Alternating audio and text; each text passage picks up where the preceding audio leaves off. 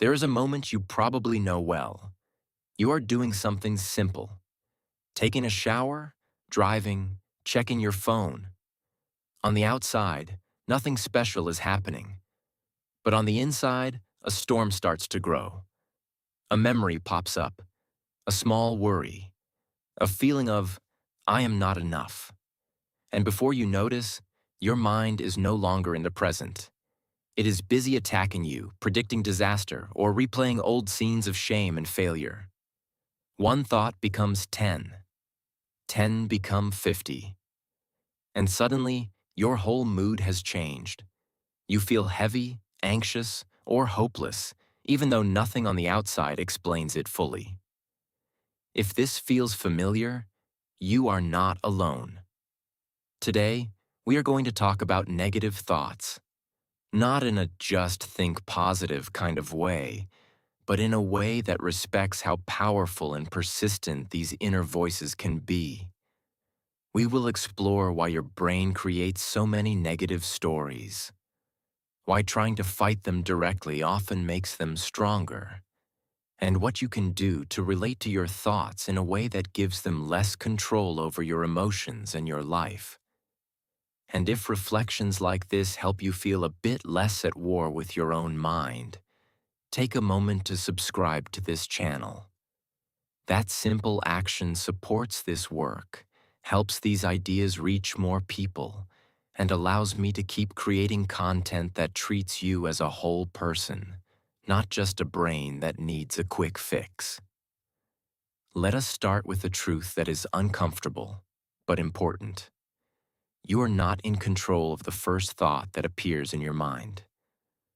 Thoughts just arise. You do not sit down and decide. Right now, I will think something painful about myself. The thought simply appears. I am a failure. Everyone will leave me. Something bad is going to happen. If we believed that having a negative thought meant we chose it, we would live in constant guilt. So the first step is to recognize. A thought is an event in the mind, not a decision you always consciously make.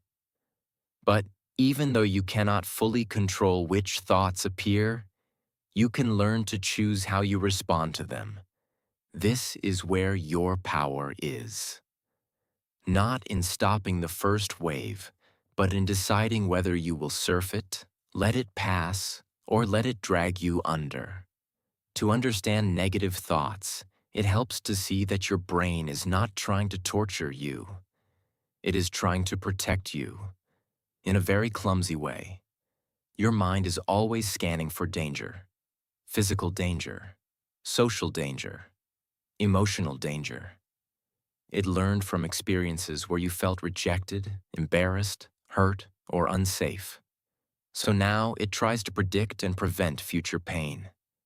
Negative thoughts like, do not trust anyone. Do not try, you will fail. Pay attention, something bad might happen. Are often attempts to keep you safe by keeping you small, guarded, or constantly prepared for impact. The problem is that this system does not know how to relax. It keeps throwing negative thoughts at you even when there is no real danger, or when the protection is actually destroying your peace. So, how do you deal with this? Most people try two strategies. They either believe every thought or they fight every thought. Believing every thought means you take every negative sentence in your mind as truth.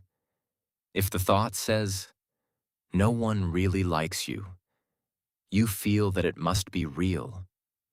If the thought says, you will ruin this, you see it as a prediction.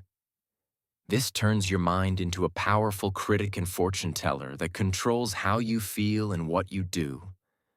Fighting every thought is the opposite.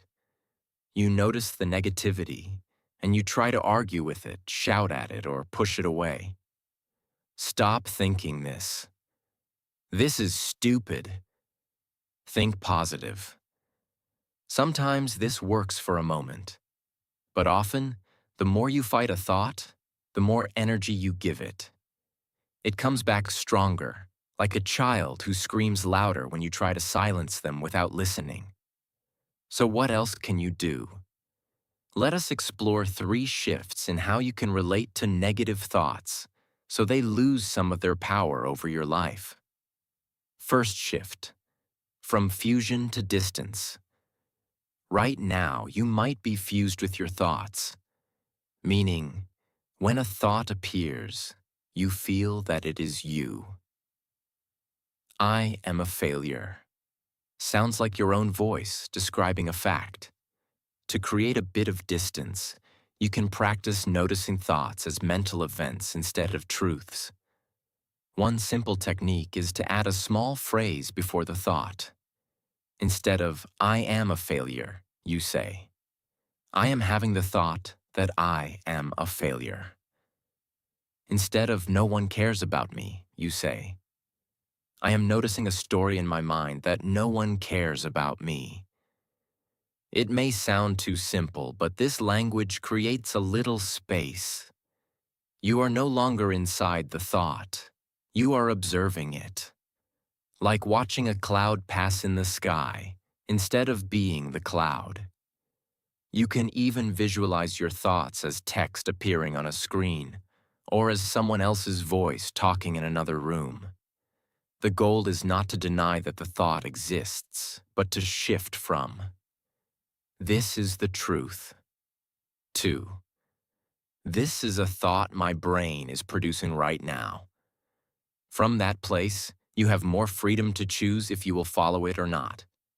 Second shift, from arguing to curiosity. When a negative thought appears, the impulse is often to argue. I am not a failure. Yes, you are. No, I am not. You end up in a mental battle that leaves you exhausted. Curiosity offers another way. Instead of arguing, you can ask, why is this thought here? What is it trying to protect me from? What feeling is underneath this thought? For example, the thought, no one cares about me, might be hiding a deeper feeling of loneliness. The thought, I will ruin everything, might be protecting you from the vulnerability of trying something important. By becoming curious, you shift the focus from whether the thought is true to what it reveals about your fears, your wounds, your needs. You might say to yourself, part of me is afraid of being rejected. So it is creating this thought to prepare me. What does this part need right now? Sometimes the answer will be reassurance. Sometimes it will be action in the real world, like reaching out to someone, or taking a small step toward your goal even if you feel insecure. Curiosity turns negative thoughts from absolute judges into messages you can listen to, question, and respond to with more kindness. Third shift, from control to direction. Many people try to control their mind. No negative thoughts allowed. They think that mental health means having only calm, confident, positive thoughts. But the mind does not work like that. You can spend your entire life trying to police your thoughts and still feel trapped. Instead of controlling every thought, it is more useful to choose a direction for your life and keep moving in that direction even when negative thoughts walk beside you. Imagine your mind as a bus. You are the driver. In the seats behind you, your negative thoughts are passengers. Some shout, you are going the wrong way. This road is dangerous. Turn back. You cannot throw them off the bus. You also do not need to obey every command. You can acknowledge they are there and still keep the steering wheel toward the places that matter to you. For example, you value connection. Your thoughts say, they will think you are weird if you open up. You feel fear. But instead of waiting for the fear and the thoughts to disappear, you choose a small action in the direction of connection. Sending a message, sharing something honest in a conversation. The thoughts may still talk, but you are driving. This approach does not require you to stop negative thoughts before living. You live alongside them. And in many cases, when you act according to your values instead of your fears, the volume of negative thoughts slowly decreases because your mind starts to see that you can handle more than it imagined. Now, let us bring this closer to your everyday life. Think of one negative thought that appears often in your mind. Maybe it is about your worth. I am not good enough. Maybe it is about the future. Nothing will work out for me. Maybe it is about love. I always ruin relationships. Pick one. Notice how it feels in your body when it appears. Is there tension in your chest? A knot in your stomach? A heavy feeling behind your eyes? Now apply the 3 shifts to this thought. First, create distance. I am having the thought that I am not good enough. Second, add curiosity. What is this thought trying to protect me from? Maybe it is trying to protect you from the pain of rejection. Third, choose direction.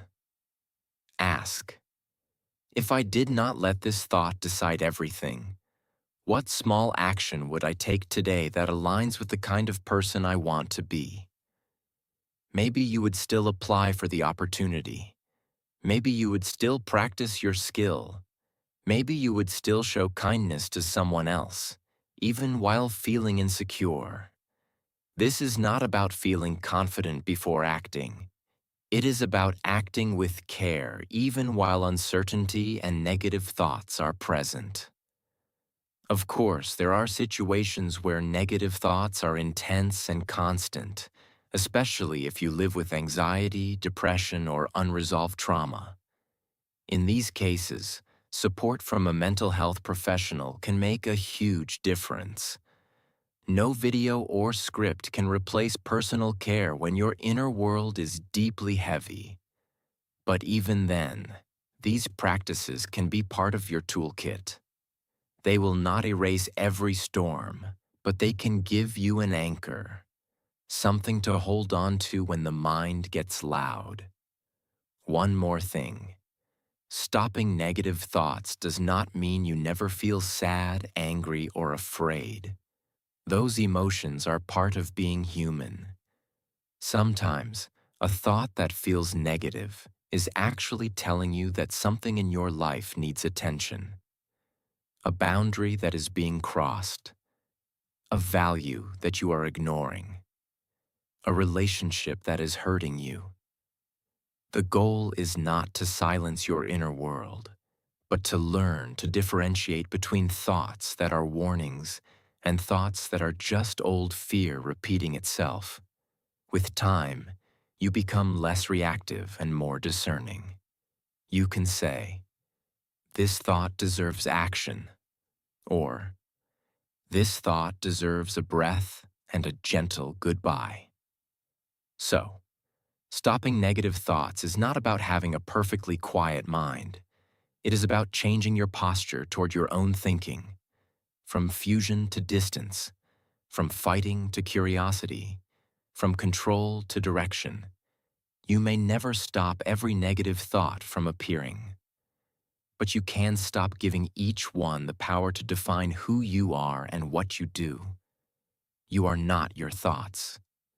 You are the one who notices them, who chooses how to respond, who keeps walking even when the road is full of inner noise. And as you practice this new way of relating to your mind, you might discover something quietly radical. Your thoughts can be intense, and you can still be gentle with yourself. Your mind can be loud, and you can still move toward a life that feels honest, meaningful, and more free than the stories you once believed about yourself.